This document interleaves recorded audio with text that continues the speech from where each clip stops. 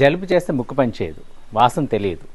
పట్నంలో 6-7 రోజులుగా దుర్గంధం మొత్తం సిటీ అంతా ఉంది. రాత్రిపూట్ల పొల్యూషన్ చాలా దారుణంగా ఉంది, ఇండస్ట్రియల్ పొల్యూషన్. ఇది అనేక మంది పొల్యూషన్ అధికారులకి ఇన్ఫార్మ్ చేయాలి. ఇప్పుడు నాకు వచ్చిన ఒక డౌట్ ఏంటంటే, ఈ క్లైమేట్ చాలా చలిగా కోల్డ్ గా ఉండటం వలన సంబంధిత అధికారులకి, పాలక పక్షానికి, ప్రతిపక్షానికి, యంత్రాంగానికి ఒకేసారి జలుబు చేసిందా అనే అనుమానం ఉంది. ఎందుకంటే వాళ్ళకి ఎవరికి వాసన తెలియట్లేదట. వాళ్ళు ఎవరితో చెప్పినా వాసన లేదని.